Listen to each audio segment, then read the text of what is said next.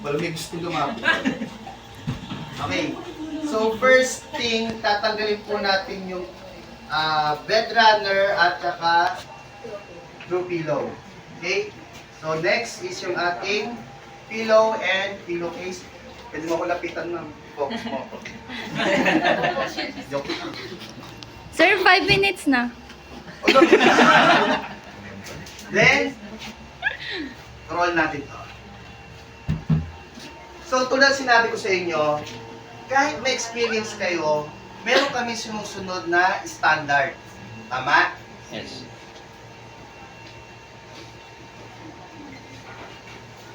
Kahit 11 years, 15 years kayong nag-work, hindi nyo na kasi pwedeng i-apply yung naging work ninyo. Anong susunod? Military code. Okay, military fold. Pag sinabing military fold, lahat na makakapal o ibang kulay, ganito po ang pagtitiklop. Ang tinatawag natin ngayon dito is stripping. Okay, pag nag-strip tayo.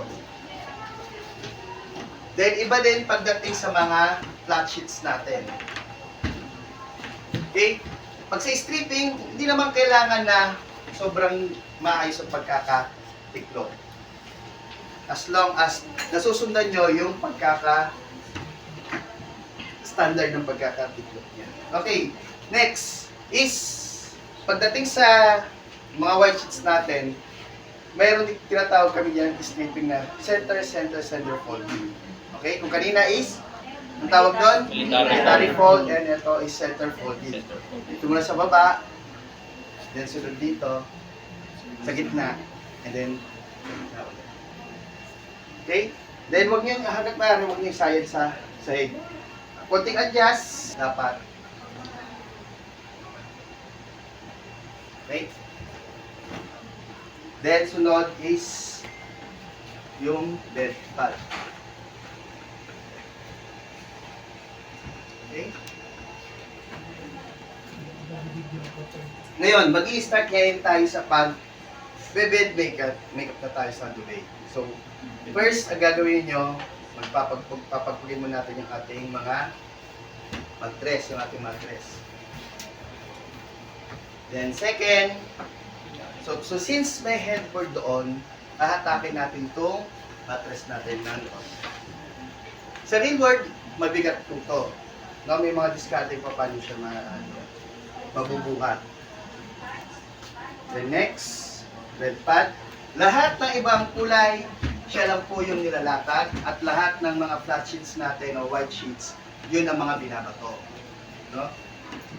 So, merong dalawang klase ng bato dyan pagdating sa pagtutrow ng linen o sheets natin. Yun ang tinatawag na Butterfly. sige ma'am, ikaw, to the honor. Wala, natakot bigla. No? So, butterfly throw. Ang hawak niyan, ipit nyo yung dito at ipit lang din dito. Itong apat na daliri, nakahawak lang yan. No? So, since nakatupiya, huwag nyo siyang ibabato. Pansinin nyo kung paano nyo ginagawa. Ilalatag niya lang na maayos, taas, then kuha. No? Kasi, ay pagsamahin lang, hindi itaas ulit, then kuha, then pato. Pag binato niya, shoulder, then latag. Okay, very good. Pwede na yan, accepted naman na yan. Palatandaan, para hindi kayo masyadong manok at makapag-mitering kayo, isa't kalahating dangkal sa mahabang kamay. Pag may yung mix ang kamay, siguro 2 dangkal. No? Ano natin ng konti dito para makapag-mitering. Sit tayo. Mixin na dito. May dangkal dito. Isip lang ako ng konti. Lexi dyan sa'yo. Mahaka. Okay. Dapat, pag nagbato kayo ng sheets, make it sure na balance po. No? Balance yung haba. Yung gilid, bawat gilid yung tsaka yung dito. So dito, meron kayong tinatawag na consideration. Paano sinabing consideration? Kasi hindi siya fitted, etong sheets namin, para dito. No? Kung ano yung nakikita natin, ang ginagamit natin, yun lang po ang pagtsatsagaan natin. Okay?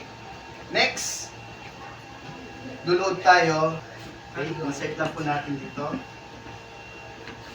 Then next, para tandaan, isang tip pa, para tandaan tuloy isang tip, isang dangkal lang ulit, then slide nyo yung kamay nyo dito, then itaas nyo lang, bitawan nyo, then ang pag-insert, ganito ha, walang mag-i-insert ng ganito.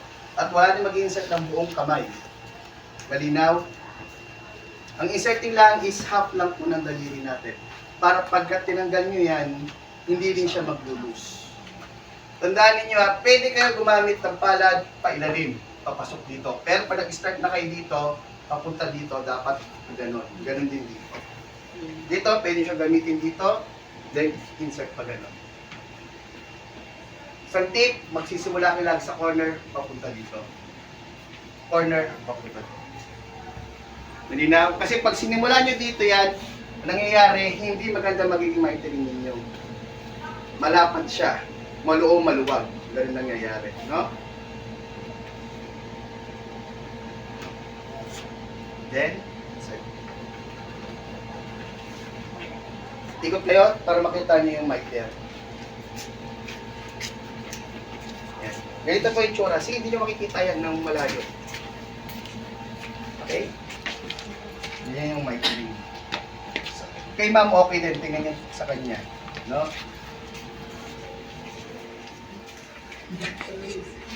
Talaga naman.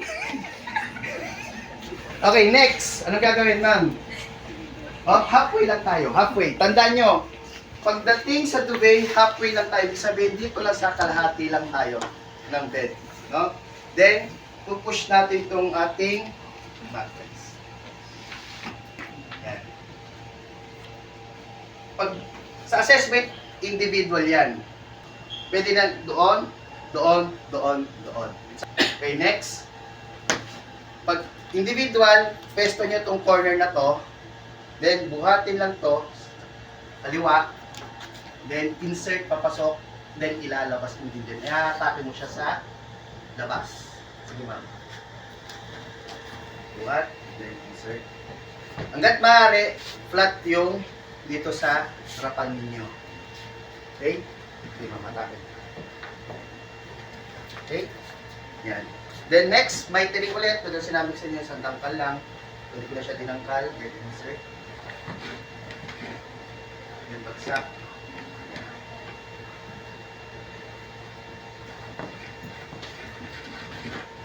Last week ba dun ako sa kabila? Doon tayo sa kabila, no? Yes, sir. O, kasi may hit dito. Pumunta lang tayo ng medyo hapon. Okay. So, nakapag may tiring kayo, dapat titingnan nyo mabuti kasi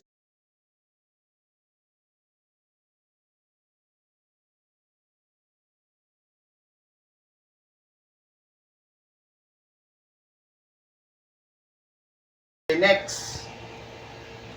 Ang tawag ulit dito? Para iyan. Okay, so duvet cover. Latag lang. Ang pag-bed makeup natin, may oras lang po to. No? 5 minutes, dapat tapos tayo. 5 minutes, tapos. So, gagamitin natin dito is puro rolling. Wala tayong gagamitin na insert. Saan si sir? Ay, yung sabi. Sir, sa pines, Yes, sir. inserting pa nagpapalit kayong ganito? Hindi. Inserting, sir. Inserting lang, no? So, dito rolling tayo, no? Rolling. Sobrang kapal, sir.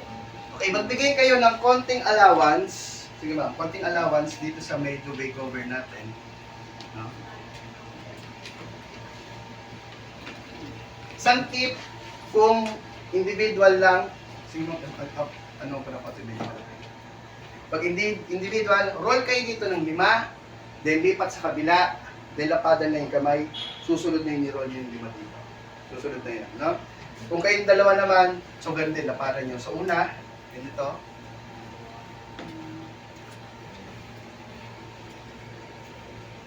Ganito lang, then buhat, then roll. Kunin tong isa, kunin tong 2 at 3. No, hawakan. Then, tulak dito sa baba. Siya lang mga baka. Taas mo pa ng konti sa'yo. Yan. Then, roll. Huwag niyo bibitawan muna ha. Then, sige na. Pwede na. Hanggat maaari, pansinin nyo, hindi na kayo masyado nag-adjust. May laman na yung laman ng duvet cover natin.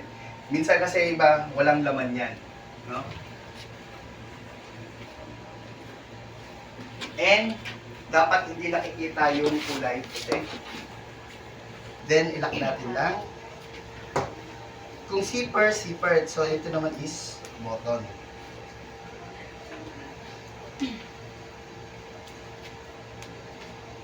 Yan. The next, folding, unfold. So, ilang inches to? 6, 8, 10, 12, depende sa lapad. Sige ma'am, nandun pa lang. Lapad ng pillow ninyo. Okay, the next. Pillow at pillowcase. Sige, pakita ko lang na. No? Hatiin tong pillow. Then pasok. Release. Taas. Then shake lang ng konti. Insert. Tupi. Next. Center lang natin siya ilagay. Center pa ako naman lang isa. Sakto lang. Okay. The next, yung through pillow.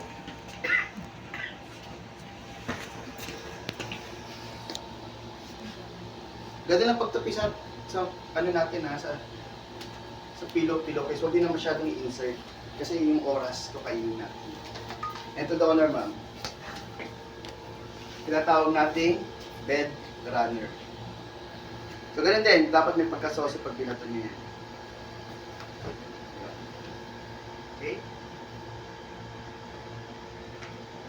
Okay, so ito yung ating tinatawag na duvet settings or bed makeup. Okay?